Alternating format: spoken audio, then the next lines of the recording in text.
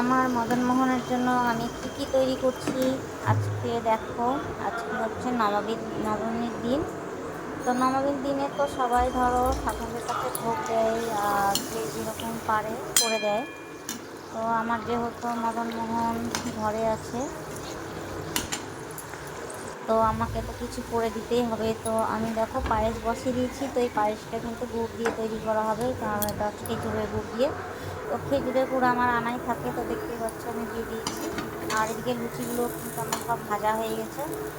তো আমি কিন্তু মানে ক্ষীর এনে রেখেছিলাম, অনেক কিছুদিন আগে ক্ষীরটা এনে রেখেছিলাম। তো ক্ষীরটার কথা আমি মানে মনে ছিল, তো ভুলেও গেছিলাম মাঝে আবার। তো তার মধ্যে সময়টাও পাচ্ছিলাম না মানে কিছু করার জন্য।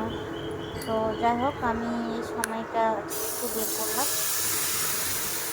তো ভাবলাম যে কি ঠাকুরের কাছে কিছু করে দিই। তো তার জন্য আমি কিন্তু কিছুটা পাটিসাপটা আমি করে নিলাম। তো এটা কিন্তু আমি চালের গুঁড়া দিয়ে করলাম না, এটা হচ্ছে রুটি ময়দা দিয়েই করেছি।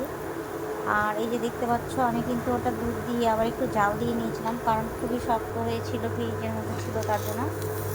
আর এই যে আমি বেশি করে দিলাম না, কারণ যে ছিল অল্প, আমি অল্প করে কিনে নিয়ে এসেছিলাম এমনি ঠাকুরের ধোয়ার জন্য। তো সে মানে ধোয়াটা হয়েছিল না, তার জন্য আমি ওর জন্য আবার একটু করে করে দিয়ে মানে ঠাকুরের কাছে ধোয়ার মতন করলাম। আর এই যে দেখতে পাচ্ছ, আমার ননদ মানে পূজা করছে। তো এটা আরতি হচ্ছে, ভোগটা হয়ে গেছে। আর এটা হচ্ছে ভোগ আরতি। আর এই যে আমার মদনমোহন দেখতে পাচ্ছ। আর হচ্ছে এই যে আজকে খিচুড়ি দেওয়া হয়েছে, কারণ অন্যদিন মানে আমি এক এক রকমের এক দিন রান্নার আয়োজনটা করে দিই, আর আজকে খিচুড়ি করে দেওয়া হয়েছে। আর ভিডিওটা এই পর্যন্তই। আর আমার মদনমোহনকে দেখো। আর সবাই ভালো থেকো, পুজো কাটাও। রাধে রাধে সবাইকে।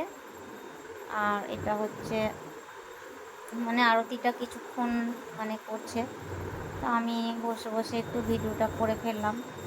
আর মানে আজকে তেমন কিছু তো আর করা হয়নি, এইটুকুই মিষ্টি পায়েস আর লুচি আর হচ্ছে পাটিসাপটা, খিচুড়ি আর একটু তরকারি ভাজা, এগুলোই।